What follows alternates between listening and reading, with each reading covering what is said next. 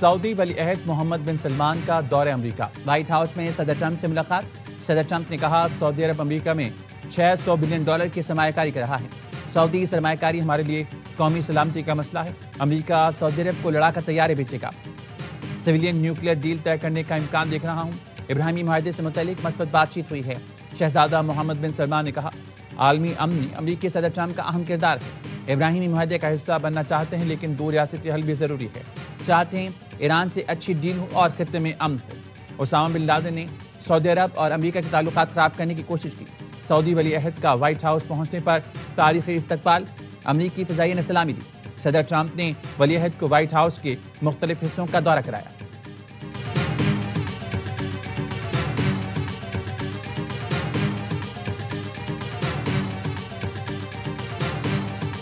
Why should Americans Who are trust you you? with? And the same to you, Mr. President. Now, who are you with? I'm with ABC News, sir. You're with who? ABC News, sir. Fake news. ABC fake news. One of the But the worst. question is One of the legitimate, worst sir. in the business. امریکی صدر Donald Trump صحافی کے سوال پر غصے میں آ گئے۔ اے B C کو fake news قرار دیا، کہا خاندانی بزنس سے میرا کوئی تعلق نہیں، خواہش ہے کہ میرا خاندان سعودی عرب کے ساتھ مزید بزنس کرے۔ صدر ٹرمپ فلسطینی صحافی کے سوال پر حیران، کہا اچھی پیش رفت ہے کہ فلسطینی صحافی بھی پریس کانفرنس میں موجود ہیں۔ میں نے اور ولی عہد نے کسی سوال پر پابندی نہیں لگائی۔ میں اور سعودی ولی عہد نیند کم اور کام زیادہ کرتے ہیں۔ ہمارے پاس ایسا صدر رہا جس نے نیند کے سارے ریکارڈ توڑ دیے۔ ہمارا سابق صدر ہر جگہ سو جاتا تھا، سارے ریکارڈ توڑ دیے۔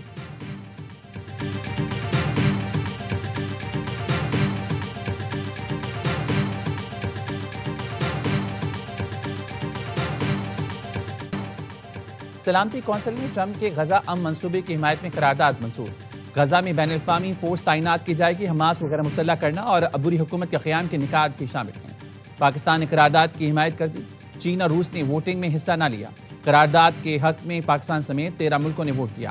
صدر ٹرمپ کے قرارداد منظوری پر دنیا کو مبارکباد۔ اپنے پیغام میں لکھا سلامتی کونسل کا بورڈ آف پیس کو تسلیم کرنا تاریخی لمحہ ہے۔ بورڈ کی صدارت خود کروں گا۔ اراکین کے نام سمیت دیگر اہم اعلانات آئندہ ہفتے کیے جائیں گے۔ UN secretary general Antonio Guterres کا غزہ منصوبے کی منظوری کا خیر مقدم، کہا سفارتی پیش رفت کو عملی اقدامات میں بدلنا ضروری ہے۔ امریکی منصوبے کا دوسرا مرحلہ دو ریاستی حل کے لیے ضروری ہے۔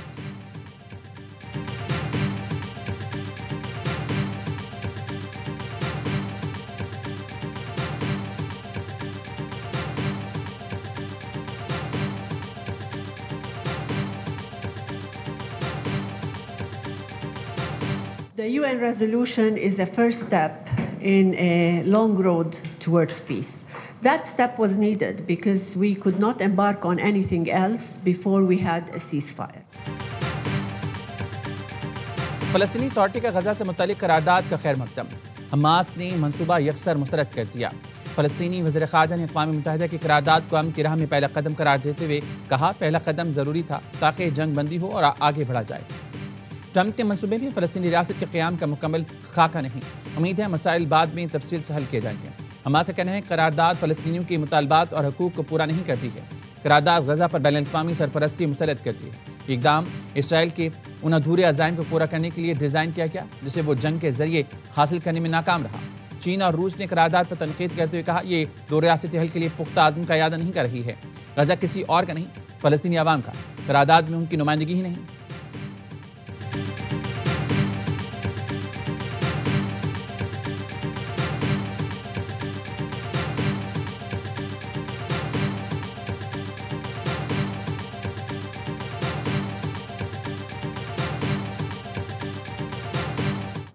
Pakistan's position on this issue has always been in line with and in support of Palestine, in support of President Trump's commendable initiative to bring the war in Gaza to an end. We have welcomed that initiative. Pakistan نے غزہ سے متعلق قرارداد کی منظوری خوشائند قرار دی تھی۔ سلامتی council سے خطاب میں پاکستانی مندوب عاصم افتخار نے ایک بار پھر آزاد فلسطینی ریاست کے قیام کا مطالبہ کیا۔ کہا فلسطینیوں کی مشکلات کو خاتمہ چاہتے ہیں، اس لیے پاکستان صدر ٹرمپ کے غزہ منصوبے کی حمایت کرتا ہے۔ فلسطینی ریاست قائم ہو جس کا دارالحکومت القدس شریف ہو۔ پاکستان فلسطینی عوام کے ساتھ کھڑا ہے۔ مودی سازشوں میں مصروف ہے، بھائی بھائی کو لڑانا چاہتا ہے۔ مودی کو جنگ میں ہرایا تھا، یہ سازش بھی ناکام بنائیں گے۔ چیئرمین پیپلز پارٹی بلاول بھٹو زرداری کہتے ہیں آزاد کشمیر حکومت کے فیصلے بند کمروں میں نہیں ہوں گے۔ وزیراعظم فیصل ممتاز راٹھور عوام میں جائیں، ان کے دکھ درد سنیں، مسائل حل کریں۔ 6 ماہ کے امتحان کے بعد ہم عوامی مینڈیٹ سے حکومت بنائیں گے۔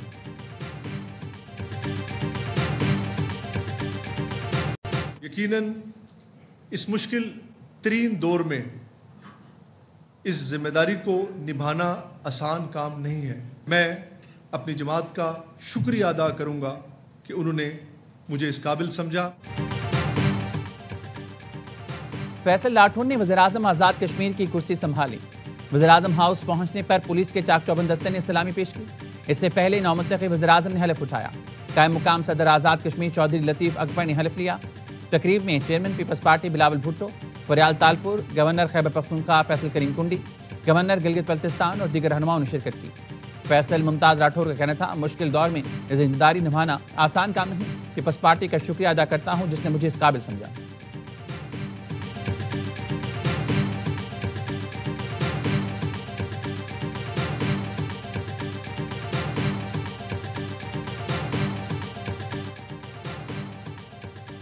خیبر پختونخوا میں مختلف کارروائیوں میں 39 خارجی دہشت گرد جہنم واصل۔ ISPR نے بتایا باجوڑ میں انٹیلیجنس بیس آپریشن میں 11 خارجی مارے گئے۔ دہشت گردوں کا سرغنہ سجاد عرف ابو ذر بھی شامل۔ بنوں میں کارروائی، 12 دہشت گرد ہلاک۔ بھارتی حمایت یافتہ فتنہ خارج کے بنوں میں شہریوں کو نشانہ بنانے کی کوشش ناکام بنا دی گئی۔ خارجی دہشت گرد دیسی ساختہ بم نصب کرتے ہوئے مارا گیا۔ ڈیرہ اسماعیل خان کے علاقے کلاچی میں سرغنہ عالم محسوس سمیت 10 خارجیوں کو ٹھکانے لگایا گیا۔ شمالی وزیرستان کے علاقے دتا خیل میں 5 خارجی مارے گئے۔ صدر آصف علی زرداری، وزیراعظم شہباز شریف اور وزیر داخلہ محسن نقوی کا سیکیورٹی فورسز کو خراج تحسین۔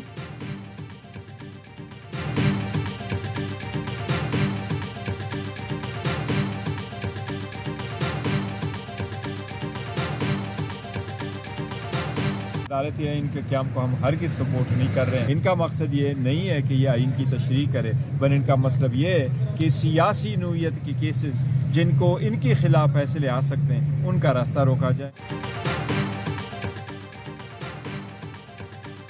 آئینی عدالت کے قیام کی حمایت نہیں کرتے۔ کئی ملکوں میں آئینی عدالتیں آئین کی تشریح کرتی ہیں۔ حکومت نے تمام سیاسی اور آئینی فیصلوں کا اختیار آئینی عدالت کو دے دیا۔ ججز کا استعفیٰ ذاتی فیصلہ ہوتا ہے۔ اچھے ججوں کو مستعفی نہیں ہونا چاہیے۔ چیئرمین PTI بیرسٹر گوہر کہتے ہیں وقت کے ساتھ سختیاں بڑھ رہی ہیں۔ بانی کو قید تنہائی میں رکھا گیا ہے۔ بشرا بی بی کے خلاف مہم افسوسناک ہے۔ مضمون میں لگائے گئے بے بنیاد الزامات کی مذمت کرتے ہیں۔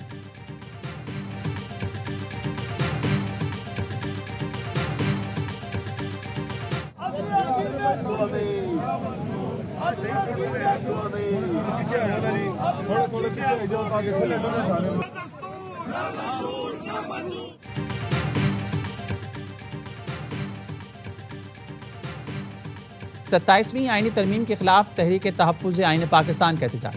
پارلیمنٹ سے سپریم کورٹ تک ریلی نکالی گئی۔ 1973 کے آئین کی اصل شکل بحال کرنے کا مطالبہ۔ PTI، سنی اتحاد کونسل، پشتونخوا ملی عوامی پارٹی اور دیگر اپوزیشن جماعتوں کے اراکین کی شرکت۔